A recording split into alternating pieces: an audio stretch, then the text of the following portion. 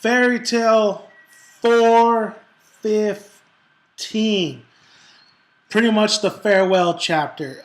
We learned that these dragons are pretty much, they were done anyway. Now, they came out of the bodies of all their, their humans, their the dragon slayers, so to speak. And we found out that they pretty much, some of their power, they're pretty much half dead. That they gave some of their power to stop Agnolia, and they pretty much can't go back to their original bodies because they're pretty much dead. So basically, they're going to disappear. They're done. They're dead. They're half dead. Now they used all their power to basically. That's it. If you saw Naruto, you know how Minato Kushina leaves her chakra in Naruto's conscience, but after he unlocks that, they disappear. That's basically what happened to the dragons in this chapter. It was very sad to see. It was great to see. It was basically a big farewell chapter with Gajil saying bye to his dragon, Wendy saying bye to her dragon, Sting, and I forgot whatever the hell her name is, saying goodbye to their dragons. At first, remember, we thought they killed their dragons, but it turned out that pretty much dragons can put an illusion to make you believe that they killed them.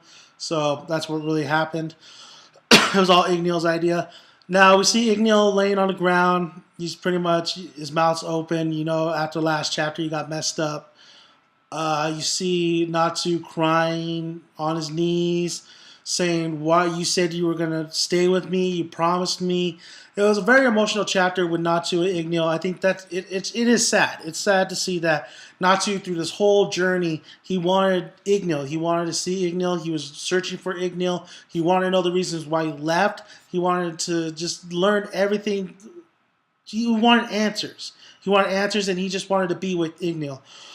I think the cover page really sums it up perfectly. If you see the cover page, I'll have a link below so you can see the full chapter of little Natsu and Ignil together.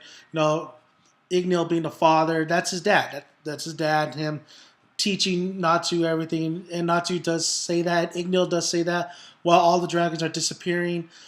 Gajil's dragon, I liked how he said, you have that evil, you still have that, look in your eyes, like you want to kill somebody. And Gajil's like, "Oh, this is your last words to me," but he smiles, and everybody says pretty much goodbye. Wendy gets complimented by her dragon, Gwendini or whatever. But the biggest farewell was definitely Natsu with Ignil. You see Ignil's body turn into like spirits, like little particles of spirits going up into the air. You see pretty much Ignil really telling them, pretty much saying, "I'm going to be with you. I always was with you.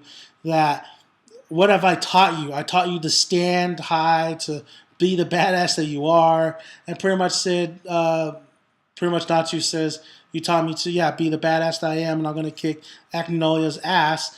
And Ignil saying that's good. Live for the future. That's how you move on. That's how you go on. I really thought that was a great sentimental. It was great to see Natsu and Ignil really say, their goodbyes. It was good to have that whole chapter really. I mean, there's nothing really to this chapter other than finding out that the dragons are going to go away. But it was great to see pretty much Ignil and Natsu had those final moments. It's really disappointing, though, that all this time, it seemed like they weren't together that long when Ignil does reappear. It just doesn't seem like they had too much. And they really didn't have any time at all to really, be together, talk together, to really discuss what's happened. It was always just fighting, discussing what's happening. But that it is what it is. Ignil's gone. I think that's a brilliant move to really, have that Ignil really go out. I mean, if you're gonna kill a character off, kill them off.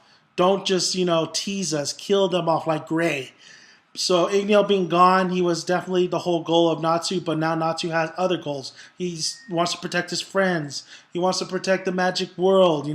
It's fairy tale. He wants to protect his fairy tale. So it was definitely wasn't great to see Natsu saying and Ignil and their goodbyes. So Ignil's gone. The dragons are gone. Agnolia, I believe, is still there. So we'll see how that plays out. And we still have Zeroff. Zeroff is still in the shadows and stuff, so we'll see how that conclusion goes. But it feels like Fairy Tail is on its last limbs. Like there's only so much you could do. The whole point of really following Natsu was to see his reuniting with Igneel. Now that Igneel's gone, there's only a few pieces to the puzzle to really put together. So, great chapter, great sentimental chapter, great chapter to see Natsu really, you know, if you care for Natsu, you really care for his, and if you care for Igneel, you really care for this relationship. This was a great chapter to say the goodbyes. So, yeah, that was pretty much, excuse me. That was pretty much it for this chapter. Fairy Tail 415. It was very sentimental, very good goodbyes, very good, you know, speeches that Igneel gave and Natsu gave. So really enjoyed the chapter in that level of, you know, saying farewell to a character and saying farewell to the dragon. So thank you guys for listening. If you like this video, please press the like button and please subscribe for more, because I'm definitely going to have more Fairy Tail, definitely going to have more anime, definitely have more movies and TV. So thank you guys for listening and have a great day.